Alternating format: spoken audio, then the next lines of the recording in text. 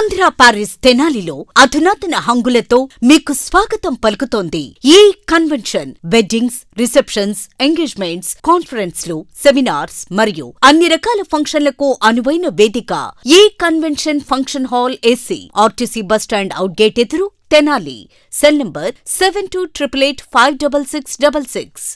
ప్రజా ఫార్మసీ అనే మందుల షాపు మన గౌరవ మంత్రివర్యులు నాదెండ్ల మనోహర్ గారి చేతుల మీదుగా ఓపెన్ అయిందండి. ఇదిగో ప్రతి సామాన్యుడికి అందుబాటు ధరలో నాణ్యమైన మందులు ఇచ్చేస్తున్నారండి. మరి ఆర్డర్ ప్రకారం ఎలాంటి మందులైనా తెప్పించేస్తున్నారండి. ప్రతిరోజు ఉదయం 7 గంటల నుండి రాత్రి 11 గంటల 30 నిమిషాల వరకు ఎప్పుడు తెరిచే ఉంచేస్తున్నారండి. ఇదిగో అల్లో గాంధీ చౌక్ లేదు, అక్కడ నెహ్రూ రోడ్లోనండి. ఇదిగో మర్చిపోండి, చాలా తక్కువ రేట్లకే నాణ్యమైన మందులు ఇచ్చేస్తున్నారు.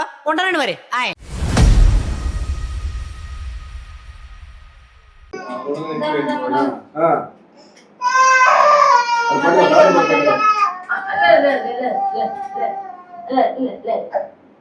నీకు అలవాటేనా?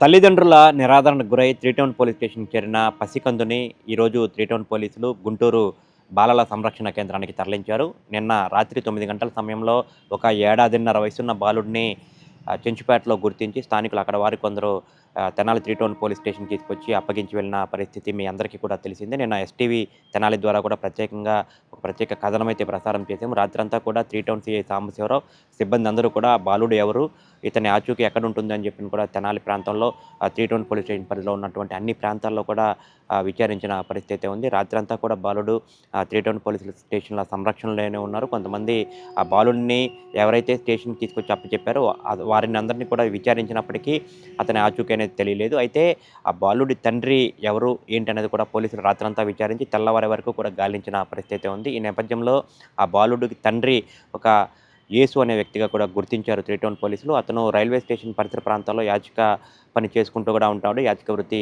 చేసుకుంటూ ఉంటాడనే అతనిగా కూడా గుర్తించారు. అయితే అతన్ని బాలుడిని నిరాధారణకు గురి చేసిన నేపథ్యంలో కూడా మళ్ళీ అతనికి అప్పగిస్తే ఏదైనా ఇబ్బందులు తలెత్తుతాయన్న కోణంలో పోలీసులు ఆలోచించి ఆ బాలుడిని కూడా గుంటూరుకు సంబంధించిన గుంటూరు నుంచి కూడా బాలల సంరక్షణ కేంద్రం వారిని పిలిపించి వారికి కూడా ఈరోజు అప్పగించిన పరిస్థితి కనిపిస్తోంది. నిన్నటి నుంచి కూడా హైడ్రామా చోటు చేసుకుంది. అనేక ట్విస్టులు ఈ విషయంలో కూడా చోటు చేసుకున్నాయి. నిన్న ఉదయం 9 గంటల సమయంలో బాలుడు చెంచుపేటలో ఉన్నటువంటి బానోటి స్టాల్ ఎదురుగా ఉన్నటువంటి ఒక హోటల్ దగ్గర వదిలేసి వెళ్ళిపోయారని చెప్పి ఒక వ్యక్తి రాత్రి 9 గంటల సమయంలో తెనాలి 3 టౌన్ పోలీస్ స్టేషన్ తీసుకొచ్చి చెప్పారు. అయితే సిఐ సాంబశివరావు ఆ బాలుడిని చూసి అసలు ఎవరు ఈ బాలుడు ఎవరు, ఈ పసికందు 1.5 వయసు ఉంటుంది ఇతనికి, ఎందుకు ఇట్లా రోడ్డు మీద వదిలిపెట్టేశారని చెప్పి కూడా ఆయన చాలా ఆవేదన వ్యక్తపరిచారు. రాత్రంతా కూడా ఆయన సంరక్షణలోనే ఉంచుకున్నారు. ఇతనికి సంబంధించిన వారు ఎవరన్నా ఉంటే వారికి అప్పగిస్తే బాలుడు కొంచెం సేఫ్గా ఉంటాడన్న కోణంలో కూడా విచారించారు. అయితే ఆ బాలుడిని కావాలనే నిరాదరణకు వదిలేసినట్టుగా కూడా గురి చేసి రోడ్డు మీద వదిలేసినట్టుగా కూడా గుర్తించి బాలుడి తండ్రి యాచిక వృత్తి చేసుకుంటూ ఉంటాడు. అతన్ని మళ్ళీ అతనికి అప్పగిస్తే అతన్ని ఎట్లా ఈ పసికందుని కూడా ఇబ్బందుల పాలు చేస్తారన్న ఆలోచనతో కావాలనే రోడ్డుపై వదిలేసి వెళ్ళిపోయాడు. కాబట్టి ఒక మహిళకు అప్పచెప్పి ఈ బాలుడికి సంబంధించి ఇతను నా కొడుకే, ఇతనికి నాకు సంబంధం లేదు, వీడికి నాకు సంబంధం లేదని చెప్పి ఆ 1.5 పసికందుని నిర్దాక్షిణ్యంగా కూడా ఆ బాలుడు ముఖం మీద కనుక చూసినట్లయితే చాలా గాయాలు కూడా ఉన్నాయి, దెబ్బలు కూడా కనిపిస్తూ ఉన్నాయి. బాలుడిని కొట్టి ఆ రోడ్డు మీద వదిలేసి వెళ్ళిపోతుంటే ఒక మహిళ, రోడ్డు మీద పనిచేసుకునే మహిళ ఆ బాలుని చేరదీసి రాత్రి సమయంలో పోలీసులకు అప్పగించినట్టుగా కూడా చెప్తా ఉన్నారు. అయితే ఆ బాలుని సిఐ సాంబశివరావు తన సంరక్షణలో ఉంచుకొని రాత్రంతా పోలీస్ స్టేషన్లోనే ఉంచారు. ఉదయానికి కూడా విచారించారు. అయితే ఆ బాలుడి తండ్రి ఇట్లా కావాలని ఆ పిల్లవాడిని వదిలించుకునే క్రమంలోనే రోడ్డు మీద వదిలేసి వెళ్ళిపోయిన నేపథ్యంలో మళ్ళీ అతనికి అప్పగిస్తే అతని సేఫ్గా ఉండడాన్ని ఆలోచించి గుంటూరుకు సంబంధించిన బాలల సంరక్షణ కేంద్రానికి ఈరోజు సాయంత్రానికి వారిని పిలిపించి వారికి అప్పచెప్పినట్టుగా కూడా తెలుస్తూ ఉంది. మొత్తంగా బాలుడైతే నిన్నటి నుంచి కూడా పోలీస్ సంరక్షణలోనే ఉన్నాడు. రాత్రంతా కూడా ఈ పోలీసు అధికారులే సాంబశివరావు ఇట్లా ఇక్కడ ఉన్నటువంటి సిబ్బందే బాలుడికి సంబంధించి పాలు కానివ్వండి, ఆహారాన్ని కానివ్వండి అందించి అతన్ని కంటికి రెప్పలా కూడా కాపాడుకున్నారు.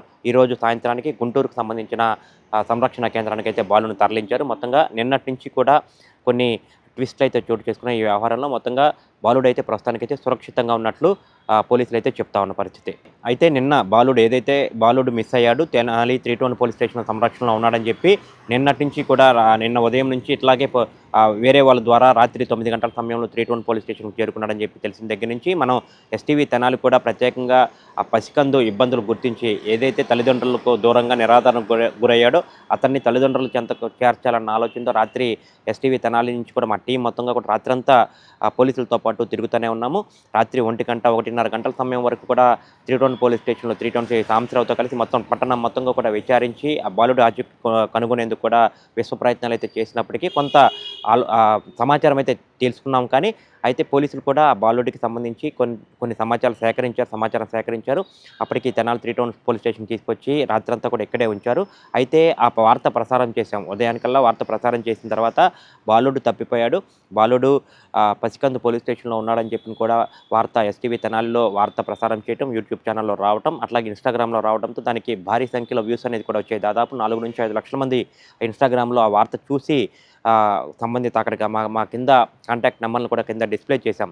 అండ్ దానికి సంబంధించి ఆ నెంబర్లకి విపరీతమైన ఫోన్ కాల్స్ కూడా వచ్చాయి. అనేక ప్రాంతాల నుంచి ఇటు మన రాష్ట్రంతో పాటు తెలంగాణ రాష్ట్రాల నుంచి కూడా అనేక మంది ఫోన్లు చేసి ఆ బాలుడిని మేము తీసుకుంటాము, మేము దత్తత తీసుకుంటామని చెప్పి కూడా మమ్మల్ని సంప్రదించిన పరిస్థితి ఉంది. అయితే కొన్ని నిబంధనలు అనేవి ఉంటాయి. బాలుడిని తీసుకోవాలి అంటే కనుక చాలా నిబంధనలు ఉంటాయి. బాలుడికి సంబంధించిన కొన్ని వివరాలు మొత్తంగా కూడా పోలీసులు సంరక్షణ కేంద్రానికి అప్పచెప్పారు. కాబట్టి వారు సంరక్షణ కేంద్రానికి వెళ్ళి దానికి తగ్గట్టుగా వాళ్ళకు సంబంధించిన వివరాలు మొత్తం తెలియజేసి ప్రభుత్వ నిబంధనలకు అనుగుణంగా తీసుకోవాల్సింది తప్పితే ఎలా పడితే అలా బాలుడిని ఇచ్చే పరిస్థితి ఉండదు. కాబట్టి ఈ వార్త చూసిన వారందరూ కూడా గమనించాలి. ఇన్స్టాగ్రామ్లో దాదాపు 4 లక్షల మంది దాకా ఈ వార్తని చూశారు. ఇది పోలీసుల సంరక్షణలో బాలుడు ఉన్నాడని చెప్పి తెనాలి 3 టౌన్ సీఐ మానవత్వం చాటుకున్నారని చెప్పి కూడా ప్రసారం చేసిన వార్తను చాలామంది చూసి మాకు ఫోన్లు చేస్తూ ఉన్నారు. కానీ వారందరూ కూడా కొంచెం గమనించాల్సిన అవసరం ఉంది. ఎవరికి పడితే వారికి ఈ పిల్లవాడిని అప్పగించే పరిస్థితి ఉండదు.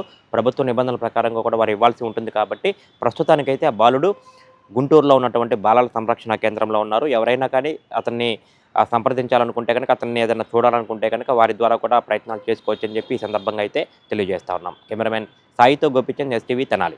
వాళ్ళ అమ్మ విజయవాడలో ఉండిద్దంట సార్. ఆమె కూడా పుట్టుపోగల బ్యాచ్.